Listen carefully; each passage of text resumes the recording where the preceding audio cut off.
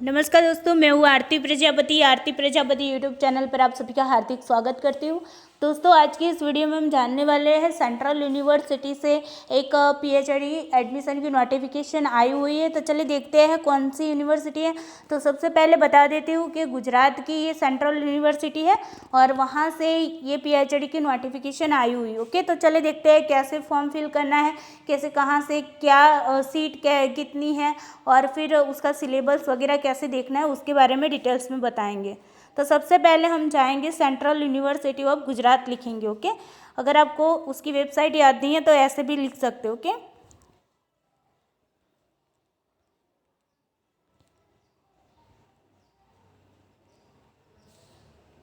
Okay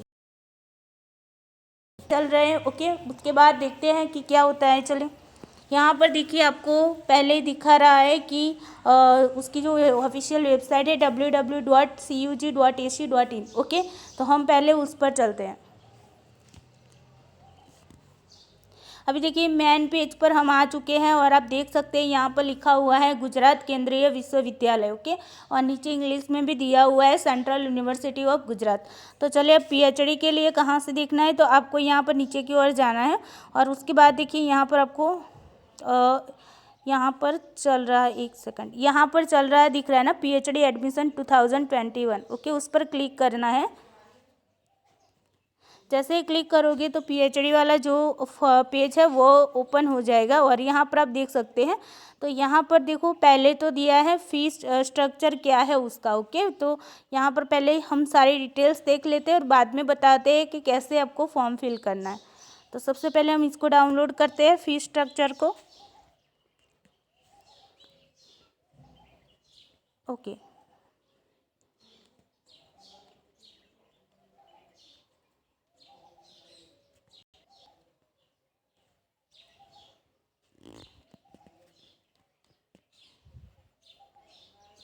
okay चलिए देखिए यहाँ पर हर एक सब्जेक्ट की अलग अलग फ़ीस है और आप देख सकते हैं यहाँ पर पीएचडी फॉर नॉन साइंस और फॉर साइंस स्टूडेंट। ओके, तो जो भी साइंस के स्टूडेंट है उनके लिए भी फ़ी का स्ट्रक्चर है। तो यहाँ पर आप देख सकते हैं टोटल फ़ी, मैं इसको जूम करती हूँ। ओके, तो ये दोनों हैं आपके, जो है वो पहला वाला है नॉन साइंस और दूसरा वाला है साइंस का। ओके, तो इसको हम ऐसे देख लेंगे। तो देखिए पहला वाला नॉन साइंस वाले हैं जिनका साइंस सब्जेक्ट नहीं है, उन लोगों की फ़ीस है 7,300। ओके, और जो साइंस वाले स्टूडेंट हैं उनकी 9,300 है। ओके, अब देखो यहाँ पर दिया हुआ है, ये सारी फ़ी की डिटेल्स यहाँ पर दी हुई है, तो आप लोग इसको पहले देख लीजिएगा। ओके, अच्छे से।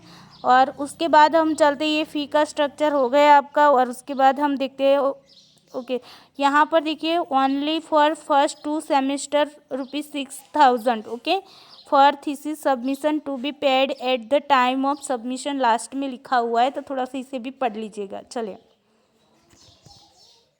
इसके बाद आते हैं school centres of studies and programmes offering. Okay, तो उसके बारे में भी दिया हुआ है, तो आप उसको देख लीजिए।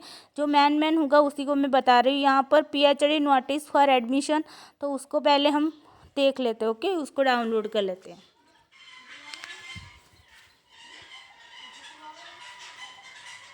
यहाँ पर ये डाउनलोड हो चुका है और यहाँ पर देखिए आपकी जो फॉर्म फिल करने की लास्ट डेट है तो वो है आपकी 25 सितंबर है। ओके, यानी कि 25 सितंबर तक आप क्या कर सकते हो, फॉर्म फिल कर सकते हो। ओके, उसके बाद देखिए कि यहाँ पर आपको एग्ज़ाम कहाँ पर है, आपका इंटरव्यू वाइवा जो भी है वो कहाँ पर है, तो गांधीनगर पर है, गांधीनगर में। ओके, और वो भी सेक्टर 2930 में होगा। ओके, ये भी यहाँ पर एड्रेस भी दिया हुआ है।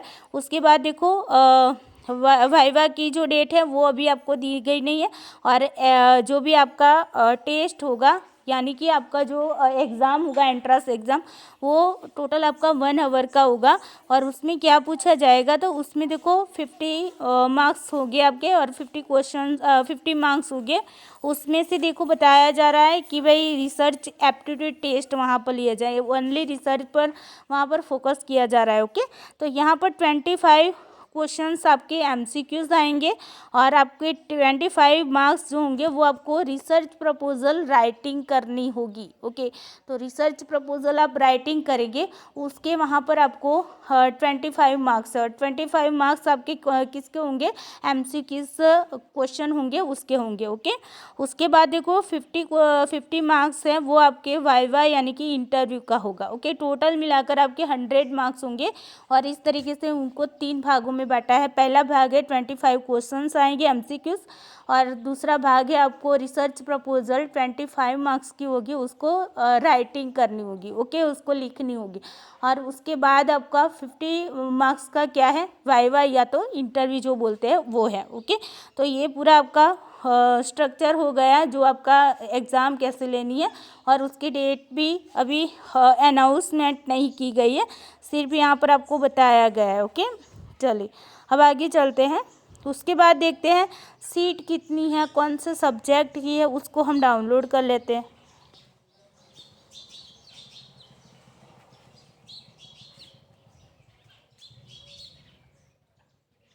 ओके, यहाँ पर आपको दिख रहा है कि देखो प्रोग्राम सीट मैट्रिक्स यहाँ पर दिया हुआ है, तो यहाँ पर जो भी सब्जेक्ट है उन सब्जेक्ट के रिलेटेड यहाँ पर आपको सीट भी दी गई है। ओके, कैटेगरी वाइज यहाँ पर सीट दी गई है, टोटल मिलाकर सभी सब्जेक्ट की मिलाकर 95 सीट है। ओके, और उसमें एससी कैटेगरी के लोगों की 14 सीट्स है और एसटी कैटेगरी की 7 सीट है।